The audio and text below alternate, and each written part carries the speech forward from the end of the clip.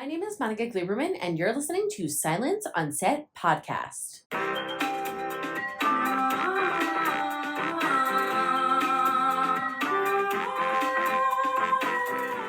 On today's podcast, we're talking to the cast of American Rust Broken Justice. American Rust Broken Justice takes us back to the fictional small town in Pennsylvania with Del Harris and Grace Poe, who try to rebuild their lives after the harrowing events of Season 1. Season 2 picks up with a string of seemingly unrelated murders, hinting at a much larger conspiracy that threatens everyone in this small, tight-knit town. So first up to discuss the show is Maura Tierney. I want to start off right away with, I just feel like Grace has such a strong internal presence in her. And in season 1, she's just a fighter. She just keeps going. Nothing can kind of stop her. And then in season 2, and I don't want to give too much away, but like in season 2, I feel like that exceeds and continues next level. And we're seeing kind of some of the consequences roll in from what she kind of put in place in season 1. So what is it like for you to represent that, especially in kind of like a man's town, to represent that for like other women and people like me that are watching that are like, yes.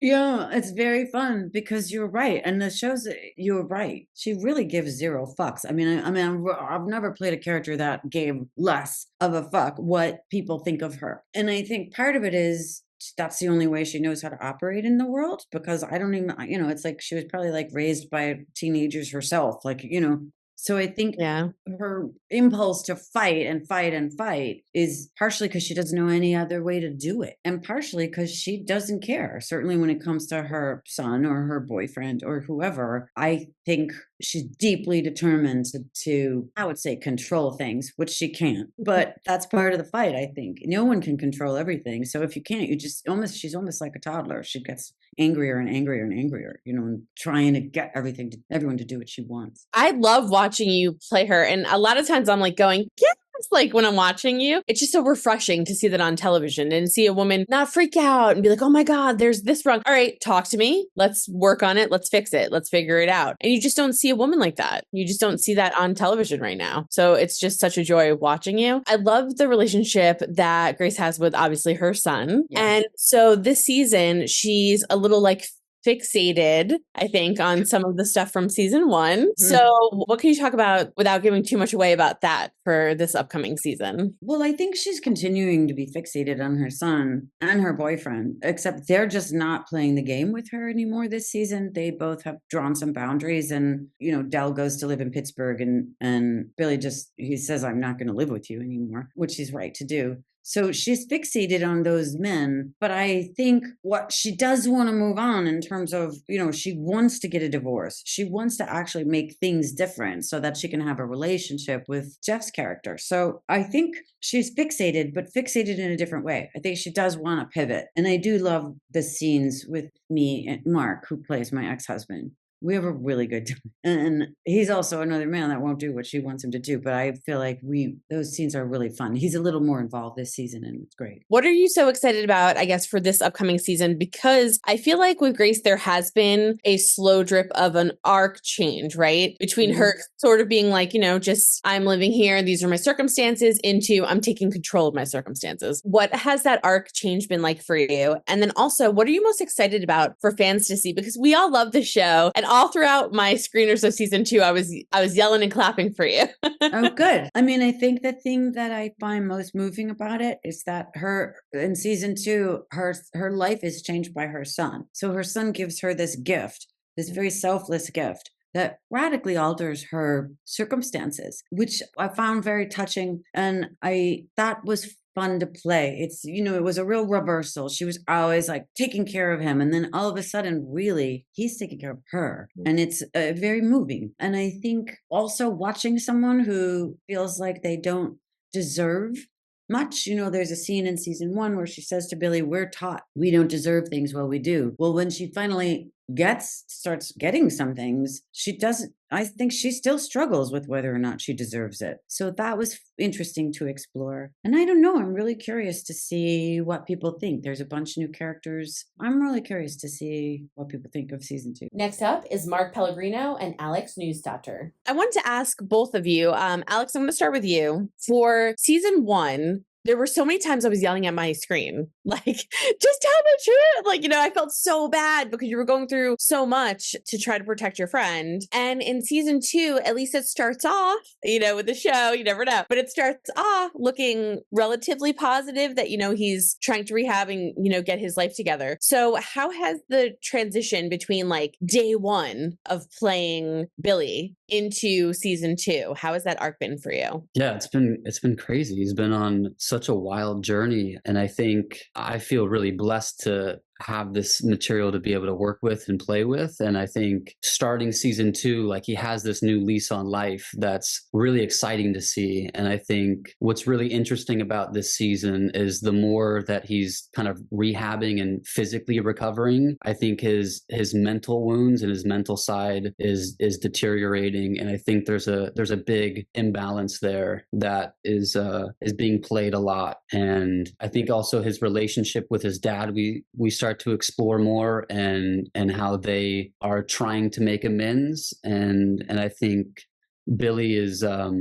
very open to it, as hard as it is. And I think the more his dad kind of keeps showing up in his life, the more he has trust for him. Yeah. I mean, in season 1 in particular, the two, like Virgil and Billy, seem to get along and seem very similar in one way. And then ironically, I feel like in season 2, you guys also seem very similar in that you're both trying to do something. So Mark, to throw it over to you, Virgil's trying to open, it's like, be a little more stable maybe. But let me tell you, I just have to say, you crack me up on this show. I mean, you were hilarious. I love your character. He's so multidimensional and just hilarious. You just never know what he's going to say or do. But how has it been for you playing him and now seeing him kind of try to grow up and try to create something a little more stable for his family? I love that arc. Yeah, you got to grow up sometime, and Virgil's chose to do it in his 40s, but it's got to happen. Yeah, and to see him go from, you might consider him, self-absorbed in the village Lothario in the first season with not a lot going on. In this season, you see that there's a depth of love and understanding that he has a rift with his son that he wants to heal. He wants to bridge that gap between the two of them, and he wants to show up for his son's life and make up for the things that he did wrong. That's pretty amazing, right? I mean, it seems like if the thematic elements of season 1 were how far would you go for love, if there's thematic elements of season 2 that are more like, new beginnings and starting over, and how far will you go for love after you completely change yourself and try to become better. Yeah. And I mean, I think it's always good that for Virgil, if we don't start off seeing him in boxers, it's an uphill climb for the first episode. So it's always good. And cowboy boots. Yeah. So he's making changes, big changes. For the two of you, what is it like working together? Do you guys discuss, because the relationship has so drastically changed from season 1 to season 2. They've both been individually through so much stuff. So do you guys discuss that at all? Like, how are we going to work this out? What do we want our relationship to look like, given the scripts that are coming in? How do you guys work that out together? Well, I think it's more of a spontaneous working out, right? There's always a writer there present on the set if you have any questions about your character and the relationship with the other character. And then you see what that information does when you're there with the other person interacting with them, because that always informs you in ways that you could never preconceive. And, I was fortunate to be working with Alex because he always brought something unexpected that keeps you on your toes. And it ends up unlocking parts of yourself, emotional parts of yourself that you didn't even know were there. I want to echo that. I feel like there's a sense of you prepare as much as you can, and you have the backstories, and you have what you think is going to be in your mind, and then you kind of get rid of that, and then you just play. And I think with Mark, I feel so blessed because he brought that sense of play to all the scenes. And I think he really opens up Billy and kind of brings more life into him. And I think that's something that I'm grateful for as an actor, but it's also just really fun to play because it keeps us on our toes. And I think we kind of, through the season, we worked together and we kind of saw where it was going. In little ways. And then we were also I was very taken aback by where it went as well. And it was really exciting to play the transitions that happen and kind of the crazy adventures that we end up going on. And, it's interesting. In season 1, Grace says something about, the balance between good and evil. And I wanted to ask both of you, this season, I don't know if it's, the town or the women, the guys, everybody involved, but there's always a lot of drama, right? So Alex, for you, I wanted to ask you, where do we see Billy and Lee going, and how is that relationship going to, kind of blossom? Hopefully, I'm team them, so we're kind of hoping they get together. And then Mark, for you, it's interesting, Virgil and Grace's relationship. So how is their relationship going to develop as the season goes on, because everyone's in such a different place when we start? Yeah, I think Billy and Lee, it starts off with kind of a reconciliation, and we have to really communicate to be able to get on the same page. And I think once that happens, there's a sense of release, and we know that we need to move on from the past, and that we're kind of in the same ballpark together. Like, I think she has a lot of guilt, and Billy is trying to echo to her and tell her that it's not her fault that he signed up for this, and really tries to make amends that way. And then I think through the course of the season, I don't want to give too much away, but I think the relationship becomes more rocky, and there's a sense of when she doesn't support him in some of his ventures that he goes on in the season. I think that really hurts Billy because of how much that he's cared about their family and wanted to support Isaac and her. So it's really interesting, the arc that they have this season. And Mark, what about you for Virgil and Grace? Yeah, I mean, season 1, Grace is pretty antagonistic to Virgil pretty much the whole way through, and you can understand why. I mean, he's the one bed he's not in is her bed, and he's never been there as a father, and she lets him know. But I think in season 2 there's room to grow because things are happening for Grace. It makes it not just practical, but it's a good choice for her to possibly be friends with Virgil, and for Virgil to be friends with her. And it's sort of a beautiful transition to watch two people go from antagonism to a potential mutual interest, and then to see Virgil growing up and trying to be a man. That's a really interesting arc. So, we'll see what happens between Virgil and Grace in the end, but they could move towards some form of understanding with each other. Next up is Julie Mayorga. So last season, this is a line that has stuck with me, which kind of came out of Grace, which was, the balance between good and evil. And that seems to be kind of the ongoing theme with season 1. We head into season 2 and it looks like things are better until they're not. Yeah. So what is your take on the balance between good and evil, and where is Lee going to be this season? It looks like she's trying to do a lot of good stuff, but I feel like she's going to get dragged back into her town drama. These characters, you start off the first season where the stories are complicated, their family dynamics are complicated, and the question is still there of how far are you willing to go for the people you love? And I think any person can understand that and have felt compromised in their life of how much you want to give of yourself because you care. And I think in the second season, that doesn't go away. It can't be like a 180. We still have problems that are going to carry out throughout the season. So we do get some solutions to it, but we also, we're still struggling. For Lee, I think I see her more this season. She's more dedicated to her work and things that she can control and things that bring some sort of happiness when maybe her home life is a little more complicated. But I think she's trying to make amends. And I think a lot of characters are trying to work it out, but maybe not in the best way, but everyone's trying to get better and do better and move on. And what's interesting too is I find the dynamic between women being strong and wanting to be independent and have their own voice, yet still connected to men in some way of trying to whether help them even if it's a bad decision or help them even if it's a good decision. So is there a struggle for Lee specifically with Billy on where she stands, because she was, married? She's kind of going through a hard time now, as we head into season 2. So is Billy a good thing, bad thing? Can she be independent and help him? Where is she with that relationship? Yeah, that's a good question. Independence versus dependent. I think she's very independent. I think she has her own things going for her, but I think she cares so much that she wants to include him in her life. And I think there's also guilt happening. And I think when you're operating from guilt, you go above and beyond, even though it's not entirely her fault, the position he's in, but it doesn't help that he's also not 100% mentally, physically. And I think as a person who cares and has loved this person before, you want to have the helping hand, give out a helping hand. I feel like she's drastically changed from season 1 into where we're seeing her head into season 2. So for you, what's the biggest changes you've seen in her? And then what was it like as an actor to play those changes over the course of her arc from season 1 as we head into season 2? I like the space she's in because I feel her more confident. I feel her risking and taking chances. I think it's good for her. I think if she didn't take that leap, she would be stuck, and I think it was needed for her. I think she needed to go somewhere.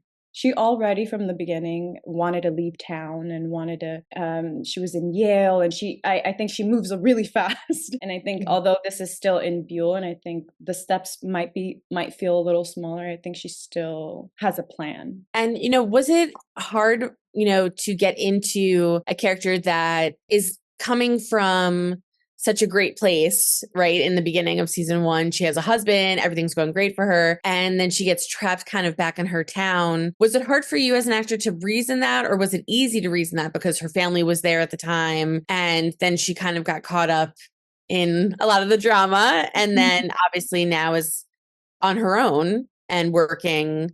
And it looks like, drama's heading her way again. There were so many things that happened. There were really big, extraordinary circumstances that brought her back. It wasn't just, I came to visit and I'm staying home. I think it was a crucial time that she needed to be home. She needed to be home because Isaac was gone and Henry was left alone. And as any daughter would, that she stepped in and she took charge. And I think that was a responsible thing, although it's heartbreaking in a sense because you have all these plans and you have a life and your life could have gone completely different. But this is what it is and this is what you have to deal with. I feel like it makes me feel proud of you stepped up. So I enjoy that, even though it's difficult. And then being wrapped up in all the Buell drama, it's another layer because you're not going home to a regular, small town. It's Buell, but it also makes for an entertaining story. I have to ask, first of all, I love Lee and Billy. I don't know. I totally ship them. I'm like into it. I love them so hard. Like I watched the first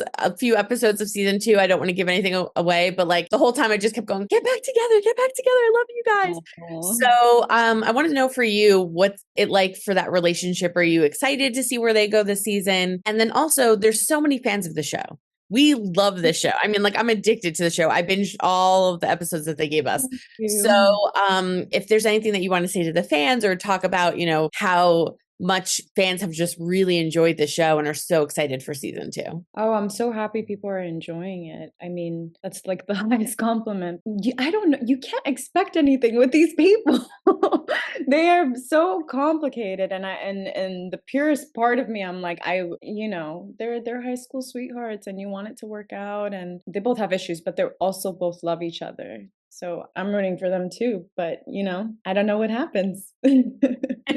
And finally, here's Lauren Velez and Rob Yang. So I'm going to ask both of you a question just right off the bat. Luna, for you, your character has kind of been, introduced this season, and she's kind of, as they say, a no BS type of cop. And she's working with someone that has some issues and hides a lot of stuff. And so I wanted to know if you felt that's going to bleed off into her and maybe change some of her morals as the season goes on. And then Rob, for you, what happened last season? You had his back, you were all together, and now you were like looking at every little thing to try to nail him. So talk to me about the change that happened in your character from season 1 into season 2. I was going to say that, don't cross Steve, He's like going to be your worst enemy if you let him down. So. Do you think Steve feels let down, and that's why, as a new chief, he's trying to out his old partner?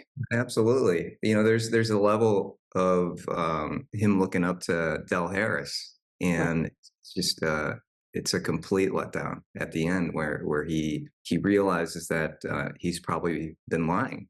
And he thinks he's lying. And, so it's like if you hurt the ones closest to you, it's like even worse, that anger coming back. So you see the teeth come out in the second season. So it's fun. And Luna, for you, what was it like? Like I said, your character is very no BS, but she's working with a guy that's not really telling her necessarily the truth. So how does that, work out for her? Listening to what Rob is saying about Steve, I feel like everyone's trying to do the right thing. All the characters are trying to do the right thing, whatever way they can get it done. And it brings up so many complications. There's a complication for everybody in trying to do the right thing. And I feel that Angela, I don't feel that she's conflicted about doing it. It's just how possibly, but actually really how she feels about this human being. And I think there's a really interesting dynamic between Del and Angela. And they're both very, very strong characters, very strong figures, and both, again, trying to do the right thing, but the right thing for whom? The right thing in what sense? I think we're just going to have to wait and see with this. And it's really great that you guys are paired together, because it's funny, last season, that's something that Steve in particular kept saying. He kept saying, why are we doing this? What is the reason? What is the intent almost? Mm-hmm. And I think, at one point Del says, does it matter? And he said, yes, because if the intent is bad, it leads to bad things. But if the intent is good, so that comes up frequently. That's something that he says all throughout season 1. So it's something that I think you're both facing in season 2, is what is the intent? And how does that affect your characters? So let's talk about heading into, obviously, season 2 with Steve.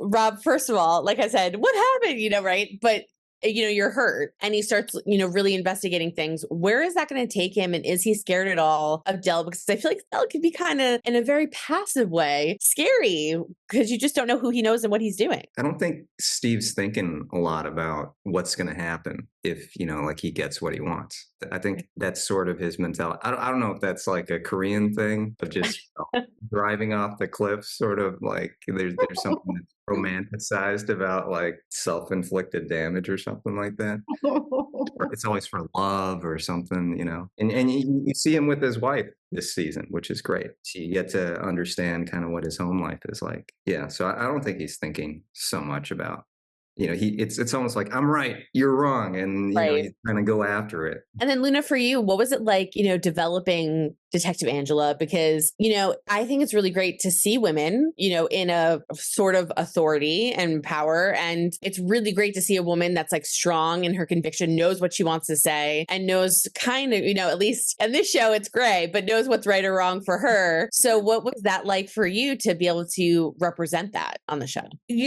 Luckily, I feel that the writing of the show made it easier for me to represent that. I think it's so strong. She's written as such a strong character, and yet she's got this incredibly soft side when it comes to protecting Cynthia, not just because she's a woman on the force. I mean, I feel like that's really obvious, but I think she has this real connection. And for me, I just kept thinking she's like a little sister, and that part is funny. Rob says, the Korean component, right? His character for me as a Latina and someone who has a lot of sisters, this was an easy and a really nice thing that I wanted to sort of inject there, right? This not only as sticking together as women and protecting each other, but, as a Latina with 6 sisters, I feel like this sisterhood is really important and protecting her. So getting to play both of those, trying to protect someone, make sure they're safe, and being vulnerable enough to show you that, and always having to be this woman like, I know what's going on, even if I don't know what's going on, no matter what. Angela doesn't really relax. She might seem that, but I think she's always clocking and always trying to take the measure of things. So I love that she's got that sort of juxtaposition, having it going on at all times, being protective of not only Cynthia, but any other woman, and just always being aware that she may not ever know what's going on with the man that she works with. Yeah. And really quickly for my last minute, I just want to ask both of you, what are you most excited about with your characters? And what are you looking forward to with fans? Because we are excited. We are like, yes, it's back. So what are you guys most looking forward to? And if there's anything you want to say to the fans that love the show? I'm just looking forward to them seeing it. Listen, when I'm reading the scripts, I just kept having this, moment. And if I wasn't having that reaction, I was laughing my head off at some of the Steve Park stuff, which was just like, this is so delicious and juicy. So I'm looking forward to and enjoying it. Yeah, I'm excited to see how people consume the second season. I think a lot of that first season, it really, the beginning to the last couple episodes, it really takes off, and this just continues and it doesn't stop from the get-go. And so I'm excited. It's dark, and I think I love that dark stuff. So hope you guys enjoyed listening to the cast of American Rust Broken Justice talk about what we could expect for its upcoming season and catch us up from last season. All episodes of the highly anticipated second season of the gripping series starring Jeff Daniels will be available on Prime Video starting on March 28th, so make sure you head over there and check it out. Don't forget to hit the subscribe button so you're updated on all of our latest podcasts, and head over to our YouTube channel, hit subscribe so you're updated on all of our video content.